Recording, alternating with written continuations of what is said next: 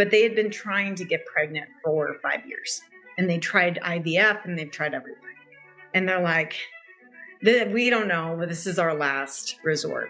And so we concluded the session. We got her all cured and stabilized. She conceived 2 weeks later after trying for 5 years. And I met that girl who's now 10, calling back their power, their health, their vitality from trauma, from disassociation, from negative life experiences or substance abuse. And so what that looks like is taking puzzle pieces and then pulling it back into the energetic system, if you will. If you looking at the lineage and the ancestral program and breaking the addiction and the mental illness patterns, all of that, my incarnation cycle, I was like, it stops with me. Dis-ease is just stuck or stagnant energy. It's just a block. It's an invitation. There's a message, there's wisdom. And especially psychic surgery, it goes all the way to the root. And when we work from the root, everything else can begin to shift, right?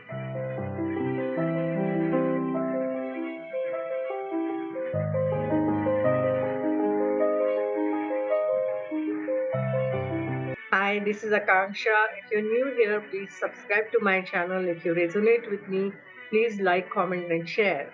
Welcome to Multidimensional Soul Podcast and a Talk Show. This is part 2 of a 2-part conversation. If you have not watched part 1, then we highly recommend that you watch that. The link for that is provided in the video description. We have with us today K.Grace, who is a psychic paramedic, medical intuitive, and a psychic surgeon from the US. A very warm welcome, Sarah, on Multidimensional Soul Talk Show and Podcast. It's an honor to have you here. Thank you so much for having me, and hello to everybody watching and listening. Thank you for being here.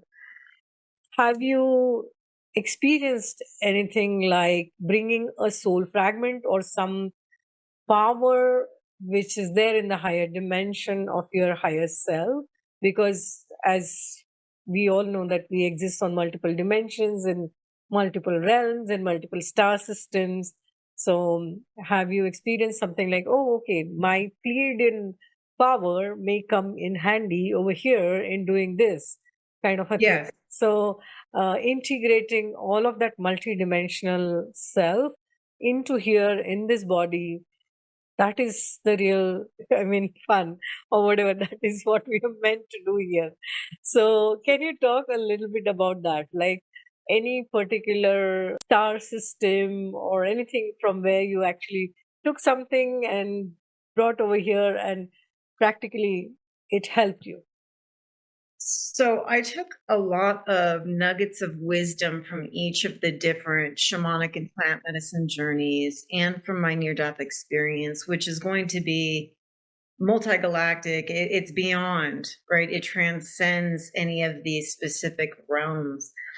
And what I found here, and they're all beautiful. And so I advocate if you're in a hypnagogic meditative space and all of a sudden you get an insight or you channel a light language or you feel like you want to tone or say something in some language or start writing, do it because that's how it comes in, right? Yeah. And typically when we're in that place, that hypnagogic in-between place where we're receptive, right?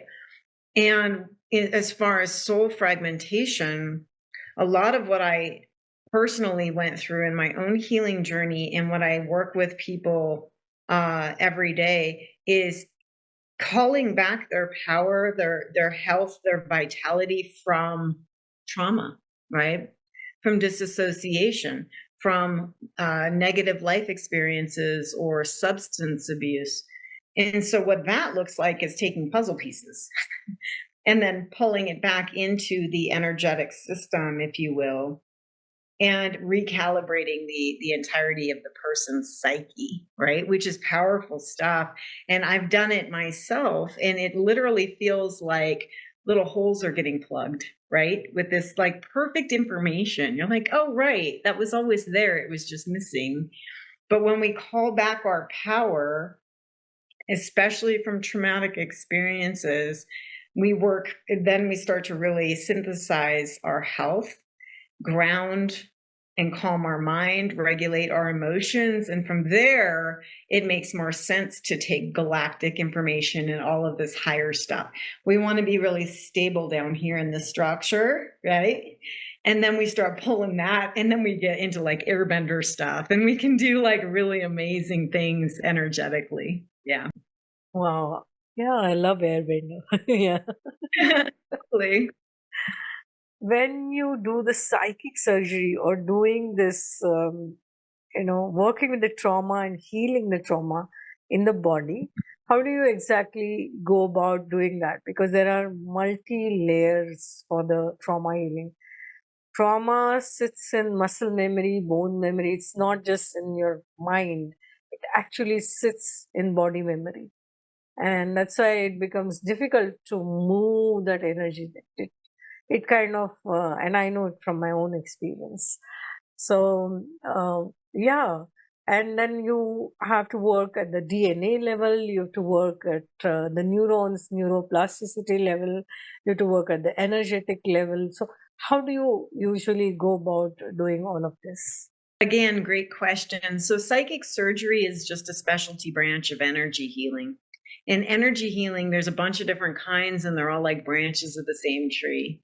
When I got into this, I didn't have any intention of ever being an energy worker. I was a paramedic, And then my intuition started pushing me naturally towards medical intuition and psychic surgery. So, psychic surgery, it can be extremely complex in the energetics of what we do. But for the layperson, it's literally like pressure washing and roto-rooting. Okay, so most people in their field, they're bogged down with the thought processes, the past emotion, or like the stuck emotions, a lot of toxins. The gut biome tends to be off. The hormones tend to be off. People are chronically dehydrated. They're not breathing. They're not getting sunlight, and all of that plays in physically. So they stay stuck in this little kind of, it's almost like a flat tire, right? So as a psychic surgeon, I'll start from the outer layers and work my way into the actual cell. Now, this takes willingness. So just because I can see people's stuff when I'm out and about does not mean I pay any attention or do anything with it. That's not my business. But when somebody books a session and is like, I've tried everything, I've been to every doctor, or, I tried everything to heal this trauma and I can't. What we do is we have to look at the auric field, and there may be holes, tears. There's oftentimes tethers and hooks, other people pulling energy out of them and they don't know it. So step one is to come in and assess and start to clear all of that. Step two is we go layer by layer by layer through the mental construct, so I can kind of see what they're saying to themselves and where it gets stuck in the body. And then the emotions. So what we do is start to move that off, to release and integrate. So you'll feel like you lost 1,000 pounds. And this is what we need. People just need to get that like pulled out of the ditch so they can get back to baseline. So then it's not like we'll do in a single session. I'm still very much paramedic, man. I'm here to like overhaul, get it all handled and be like, okay. And from there, that begins the process of them really doing the deep. We have to reset the nervous system. There's like somatic practices. There's EMDR. There's all kinds of things. And so what psychic surgery does is we can go all the way down into, if there's a tumor, we can get to the root of what it is. Like, where does it stem from? And it's oftentimes repressed emotion in combination with physical toxicity, heavy metals, parasites, plastic food, toxic air, right? We're living in a world, you guys. So it's not just like, oh, I have this fear and I just have to feel this emotion. It's multiple, just like you said, it lives in the body. And so psychic surgery is like a total system reset. We're going to go all the way to the root of whatever the issue is, clear and open, And what that does then we'll give you kind of a 3 to 6 month curriculum so you know what to do, right? Because it's great to have energy work, but then what? It's great to go do ayahuasca or do, whatever, but then what? Right? And so I advocate that people understand their own power. And when we're working with healing is it takes time and it kind of feathers, right? And so it's not necessarily an all-in-one, but what we do in a single session is completely get you reset to where you're like, oh my God, I feel like myself. I feel like I can do this. And I understand why it's there and I know what to do, right? And so it's really, that's such a great question because it's so many layers. Yeah. Yeah. When you're dealing with trauma, have you experienced that it can be trauma not from this lifetime, but it can be from some other lifetime? In that case, how have you dealt with it? Because typically, what happens in past life regression, people do recognize that, okay, this is from this lifetime, but they just know about it. And then they know that, okay, it's from this lifetime. Doesn't mean that it will get healed. So how do you then deal with it if it comes from some other lifetime? That's called crossover or bleed over. When we have the awareness of the trauma or the experience of a parallel life and it's coming into this life, that's called bleed over. So it's good to be aware, like, I have chronic neck pain and I don't know why. And then they do a regression and they're like, oh, I was stabbed or whatever, their thing was. Okay, so it's good to have the awareness. But then what do we do about it here? Well, ultimately, we want to work on opening the Sushumna central column, right? Getting the chakras flowing and spinning appropriately, the meridians flowing. And then for the people that really balance out in their auric field. And usually what happens when we reset the field, people live in their heads. So most people, they look like bobbleheads energetically, and it pinches off in their neck. And so in a session where we open up and balance the field, what's going to happen is we strengthen the appropriate energetic capacity in this life, and it opens to alleviate the pain of whatever area here in this life. And then you can take that awareness and you make it mean whatever. Because if you give it too much power, you're just going to sustain it. Like, oh, this life gave me this thing and I can't. Well, then you're going to get stuck. But if you're like, okay, thank you, I got that information, I'm ready to release and integrate. And then we come back here and we open and we clear and we balance. And the stronger you are here in this field, regardless of every other dimension, then it becomes, you get to look at it and choose to go into it or not, right? Discernment. It's about discernment. Yeah, absolutely. About taking your power back and doing whatever you can do over here. And it creates ripples. It may heal you there also. And affect your family, like 7 generations Yes. forward. It's insane, right? Great. Oh. And sometimes it just feels like, oh, this is such heavy lifting. For those of us that are energetically aware, we've been working our process and integrating our traumas and grounding our consciousnesses. We've been doing the work for a long time, and it can be very heavy. And that's why, is because it's not just for us. It's primarily for us, right? But for decades, I felt like I was like pushing this boulder uphill, and it was just so, but if you looking at the lineage and the ancestral program and breaking the addiction and the mental illness patterns, all of that, my incarnation cycle, I was like, it stops with me. Exactly. So it's a lot. And so if you're going through it and it just seems like it's super heavy and never ending, understand that it's just now. It won't always be this way. And it's for something bigger than just you. Yeah. I've seen people saying that, okay, this is hereditary. And I've seen actually diseases passed on in a hereditary manner, whether it's knee pain and the knee surgery is happening across generations, or the lifestyle diseases, the blood pressure and diabetes, they're the most common diseases. And they say that, okay, it's hereditary, so I am going to get it. Whereas genetics perspective, it's not always that you have to get it. It's just a belief system that we have. And that also kind of gets passed on from generation to generation. So when you say that rather than passing the buck, I stop it here. Kind of, it heals the generations before us, after us. Very powerful. Yeah, not easy work, man, but it is so worth it. Yeah. Yeah, absolutely. I know. It's heavy. High five. High five. Yeah, and as you rightly said, that I have done soul journeys in my dream state many times, and I can actually go across lifetimes and timelines and heal, take things and heal.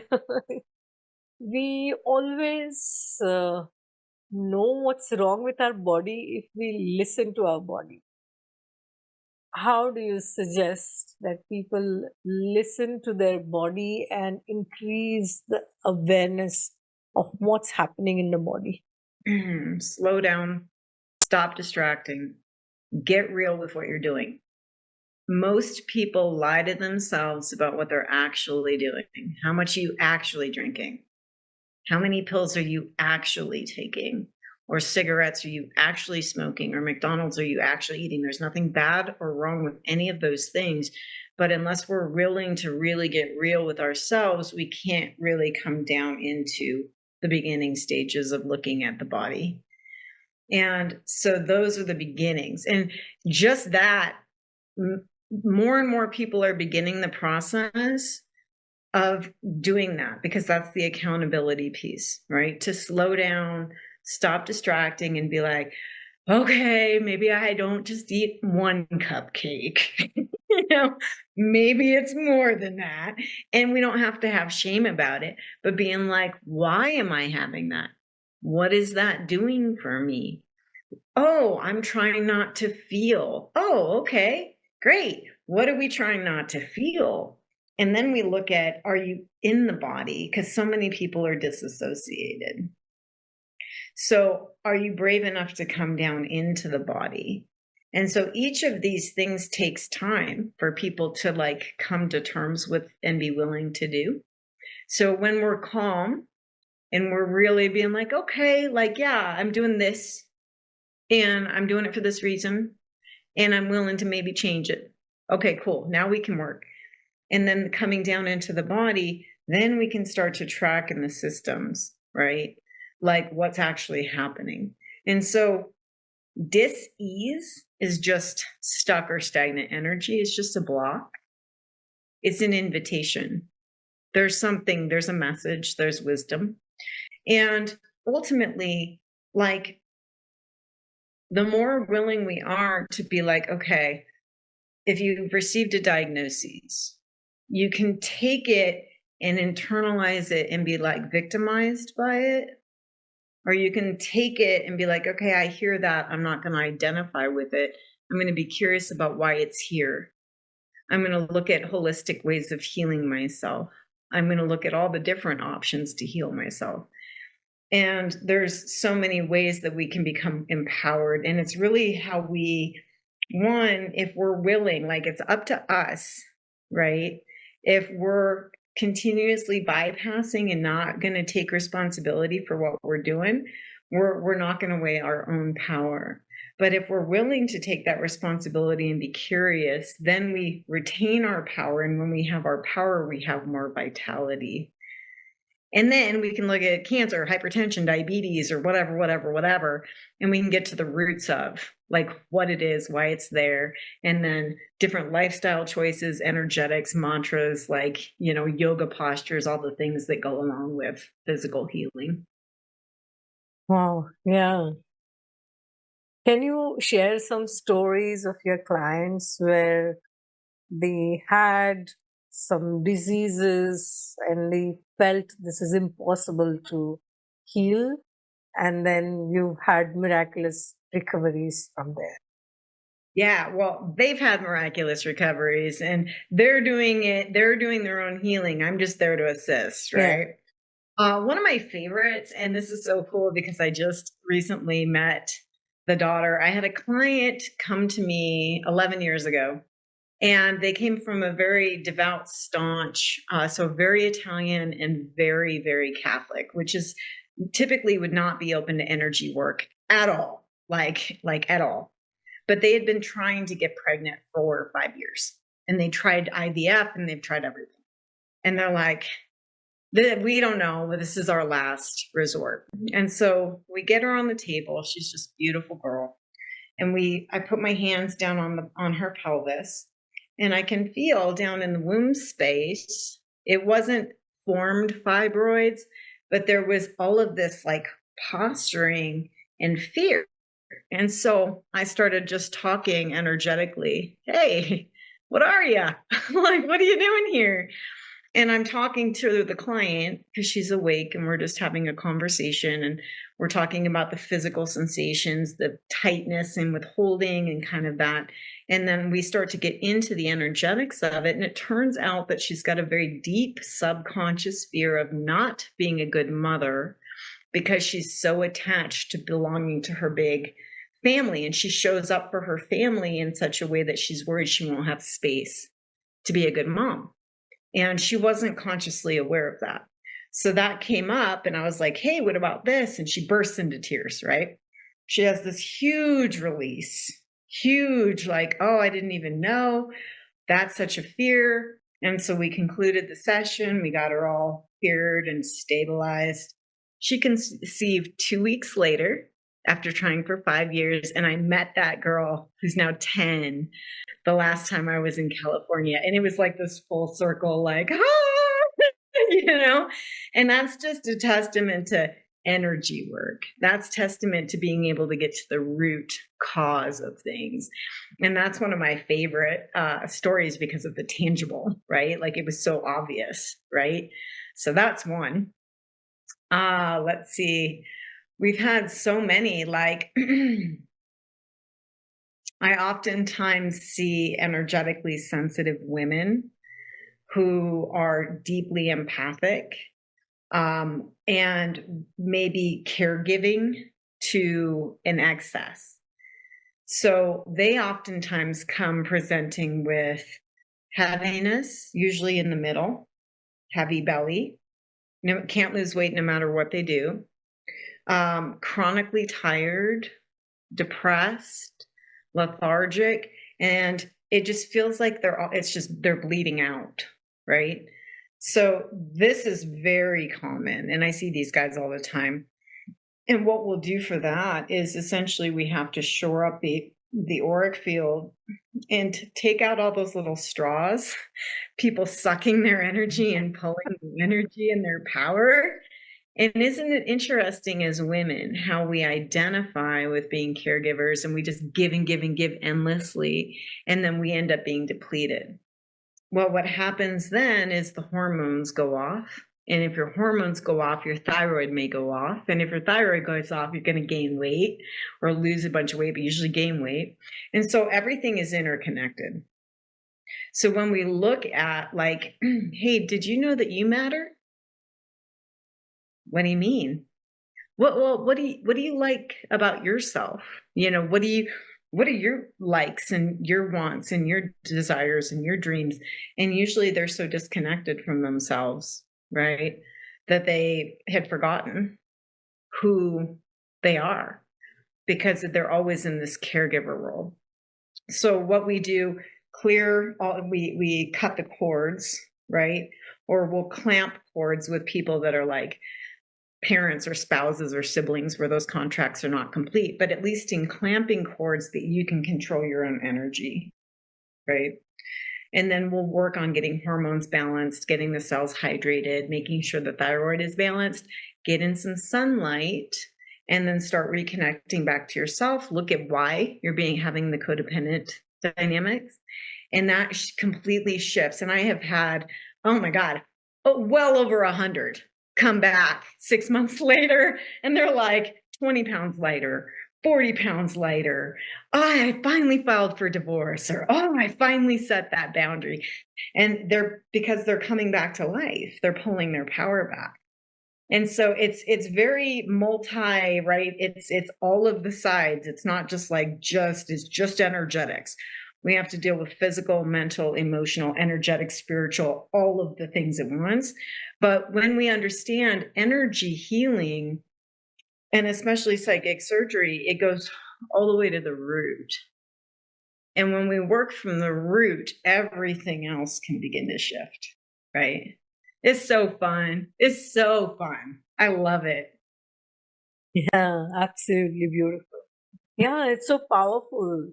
And especially as women, we give our power away in so many different ways. So many. We always put ourselves the last. We are conditioned socially to do that, to prioritize ourselves the last. And it's important that we take care of our own well being and energetic hygiene as well.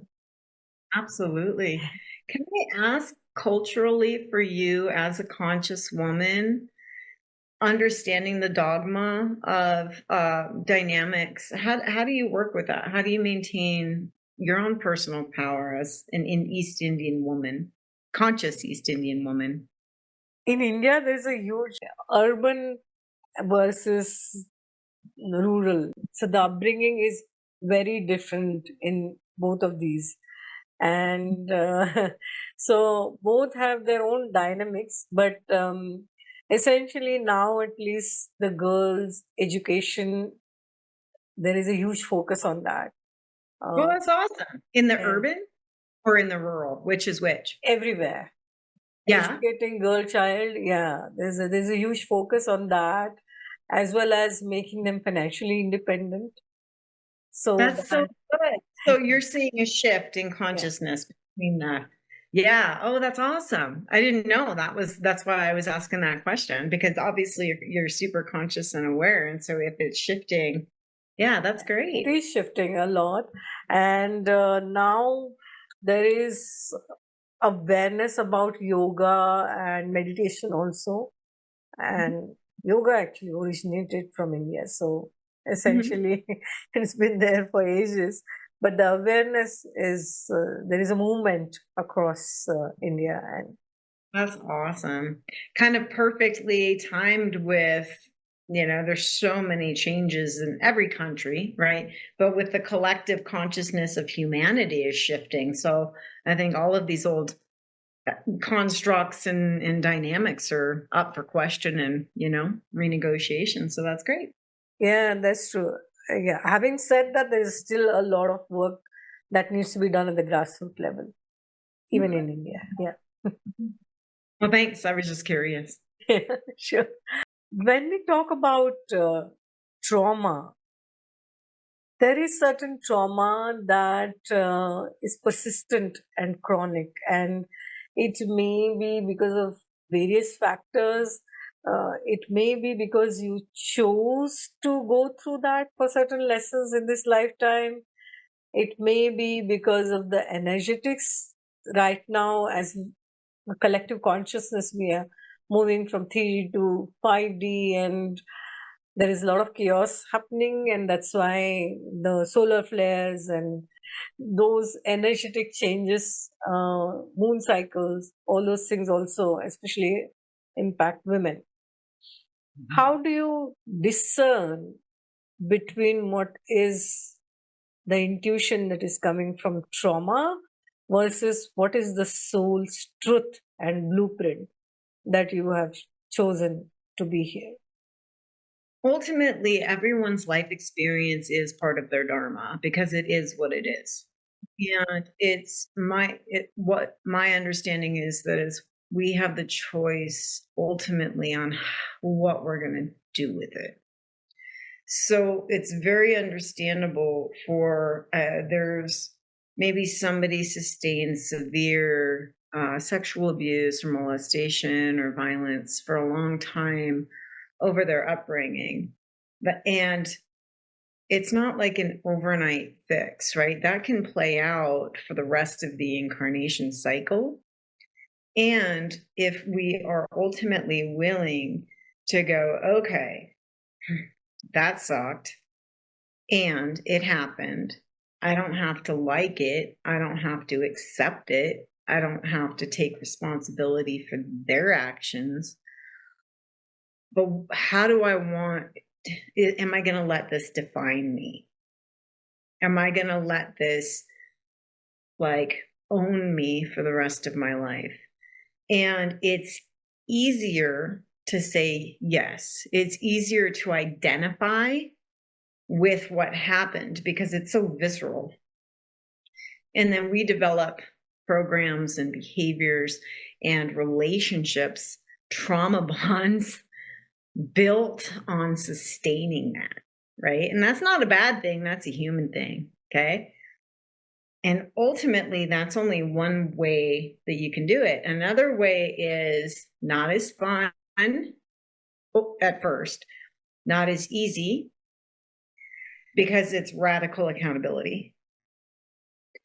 And that's when we start to say, I don't care the severity. I don't care how many generations, or it's an entire culture, or gender, or like whatever the identification is. I'm more than that. And I'm going to choose to use it as wisdom.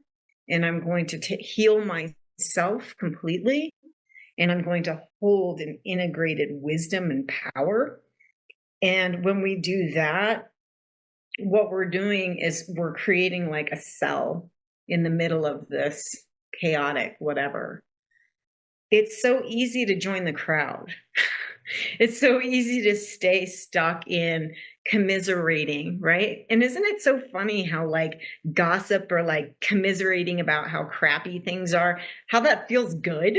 Like there's part of it that feels good, And that's okay, right? And ultimately, how do we feel as a result of that? Are we starting to get the changes that we want in our lives? So it's those two things, and both are okay, right? But if we have the courage, and it is courage, I mean like insane amounts of courage to say, yes, and I'm more than that. That will not define me. And I am willing to do whatever it takes for me. That's radical accountability.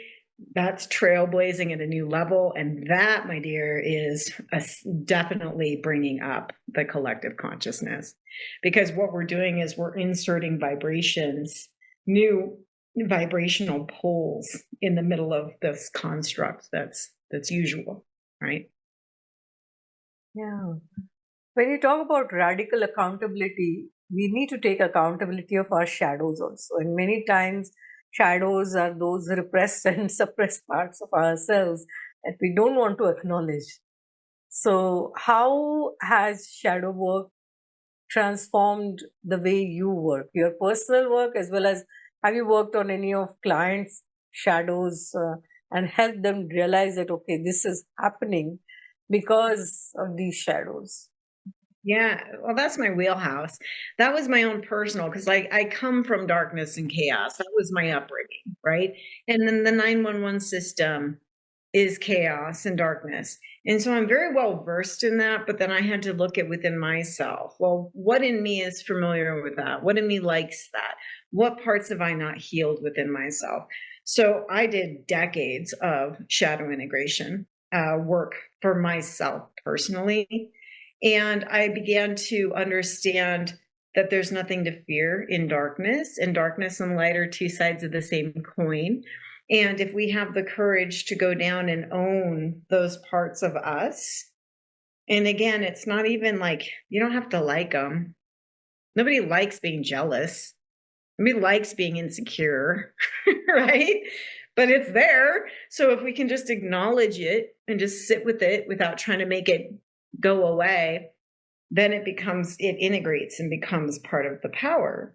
So what I found in my own healing was the more willing I am to go down into, then my gifts and abilities opened up in proportion.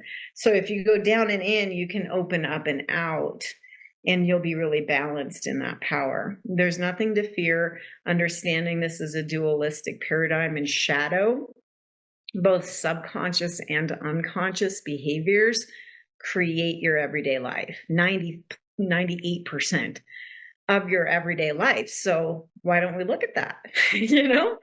And then there's things that are easy to change, and there's things that are not as easy to change, but we can start the process of being willing to just even accept those parts.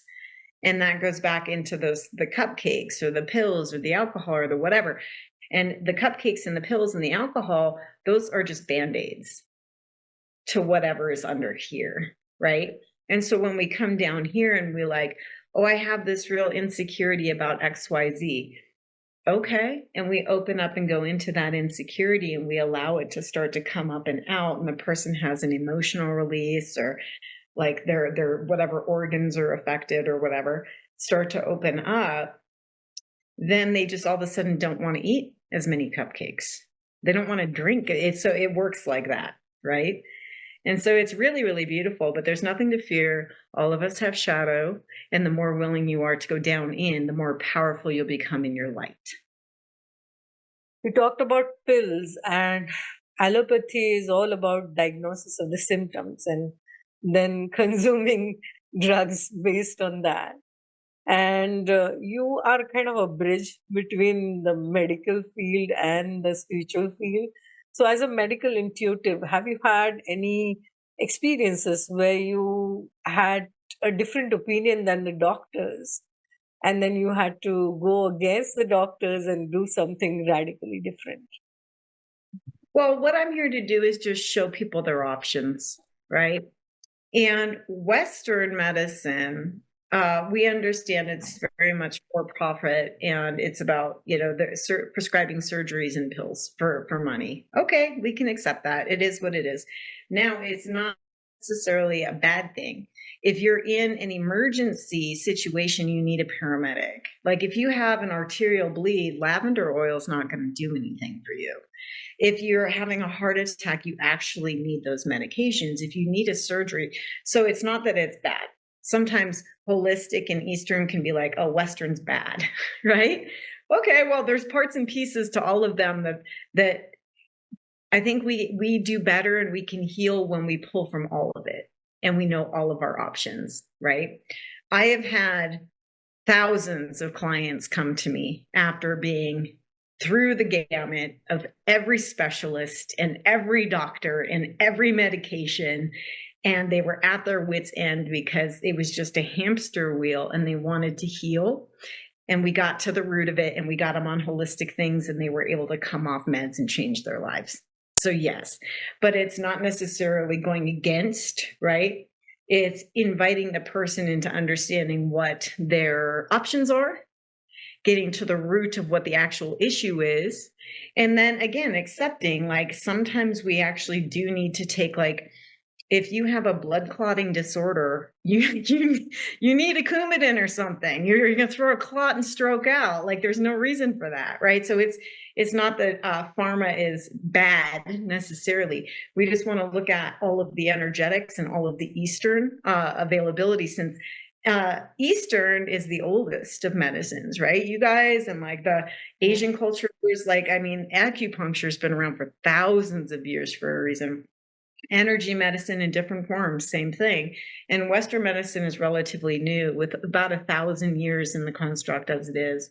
And so understanding they're each tools, but to get to the root, usually it's going to be energy healing or Eastern. Yeah. And in your experience, what is the most misunderstood thing about being a medical intuitive and a psychic surgeon? What is the most misunderstood concept about it? Stigma. Yeah, we're still seeing a lot of skepticism. It's changing because more and more energetically sensitive people are being born and coming out. And the mainstream, they're kind of in a box, and they like the certain pills and prescriptions and things like this. And when we're talking about this world, they might be like, ooh, kind of skeptical, or they just don't understand it. So that stigma, and that is lessening, because people are fed up. They're over it. They've done the pills, they've done the surgeries, they've done the things, and they want to actually get better now. And so people are like, what are my other options? So that it's opening significantly, and even more exciting. Like, I thought I was this lone weirdo. So shame was a big part of my journey. Shame was a big teacher for me. I thought I was alone. There's billions of us, billions with a B. It's our time as energetically sensitive people, as intuitives, as psychics, as empaths, as neurodivergents. Like, we are kind of the creative genius in the way that it's going. We embody the holistic awareness. It's our time, actually. And so I'm excited because it all makes sense now. And all of those decades of things that I went through, that I was like, oh my God, it's like bricks and mortar, and it all makes sense.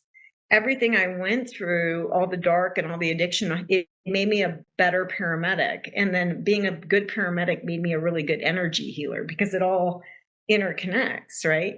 And now it's about all of us, which is why I'm so happy to be here on your show and to connect with like minds, because each of us we all play a part in the awakening and the shift. So, yeah. Yeah. What are you most excited about when we talk about collective consciousness moving from 3D to 5D? People understanding their own personal power, and people understanding their own intuitive giftedness. So for me, I can see, feel, hear, know, see dead people, and do psychic surgery. That's my everyday. And there's billions of people that just feel everything, or they take everybody's stuff on into their bodies, empaths. There's people that hear voices. They don't want to say anything, they're scared. There's people who just know how to create or build things that don't exist, right? These are all parts of the gift. And so what I'm here to teach people now is like, okay, there's nothing wrong with you. You're part of the next phase of wave of what's coming in, and lean into your abilities. So what I represent is sensitivity as superpower. You don't have to be weak or fragile as a sensitive. You don't have to hide away from life. You can actually go out into life, into crowds, into environments, and still be powerful. There's tools to learn how to do that. And that's what I'm doing now. Yeah. And if you were to give one urgent message to everybody, that they have to do this now that we are moving as a collective, and there's so much chaos happening right now in the world, and empaths definitely get impacted because of that. Sensitivity is our superpower, but at the same time, it may put us at risk of absorbing energies if we don't do the energetic hygiene. Like, if you were to give one urgent thing to everybody, that okay, you have to do that when we are moving from 3D to 5D, what would that be? So I just created EmpathX, and sensitivity is your superpower. So the first 5 steps to becoming empowered as a sensitive: you got to accept who and how you are. You got to get grounded in your body. You got to clear your energy field every day. You have to move and get healthy in your physical body. And then you have to learn about your specific abilities and how to work with them. And so that's what I teach people now. But just know that you're safe. You're like this for a reason. There's nothing to fear. And the more willing that you are to come back to self, right? And do those things again: accept, ground, clear, move, and understand energetics. Then you can, all of a sudden, you feel great. And what's happening out here, we can actually look at chaos. Like, to me, I'm so familiar with it that I can use chaos to create things really fast. Like, chaos to me is not a bad thing. Just like anger, not a bad thing. We can use it as fuel. But you have to understand how not to get hooked into it and overwhelmed by it. But Empath teaches that. Yeah. Oh. I'm gonna show you. You're one of the first to see. So it's Empath. Your lifeline for thriving on Earth as a gifted soul. This isn't even out yet. It's releasing in September. So awesome. You're one of the. Yeah, that's beautiful. Thank you. Okay, I have a few questions that I ask all my guests, like a rapid fire towards the end. Can I ask you those? Oh. If you were to explain multidimensional soul to anybody, a common person, how would you explain it? Consciousness embodied and love. Okay. What is holistic well-being? Mind, body, soul, energetic together. What is the ultimate purpose of life? Experience. If you were to change something about today's education system, what would that be? More hands-on tactile learning. Yeah, more outside, more gardening, more like crafting, more real life, how to pay bills, how to cook meals, how to grow things. That's what I would teach. What is love? The best. Love is home. Yeah. What is self-love? Ooh, unique to everybody, for sure. Acceptance of self. And what's your parting message for our audience? Just gratitude, and please remember to live your life now. If you have a dream or you have something that you've been waiting to do, just go do it. Live your life today, right now, just like it's your last one, because we never know. And how can people connect with you? You can find me at sarahkgrace.com, and I work with people one-on-one. We have a group of energetically sensitive people called Empath Community. And then this launch is coming in the next couple of months. So if you guys need any help or you're curious, you can find it on sarahkgrace.com. Awesome. We'll give all the details of your website, social media in the video description. It's been absolutely a pleasure talking to you today, and I look forward to hosting you again sometime. Okay, thank you so much for having me. Thank you. Namaste. Thank you for watching and listening in wherever you are in the world. As Ramdas says, that we all are just walking each other home. So thank you for co-creating the new earth along with me and our guests. And if you resonate with me, do subscribe to my channel and do let us know how you find our episodes. Thank you so much. Lots of love.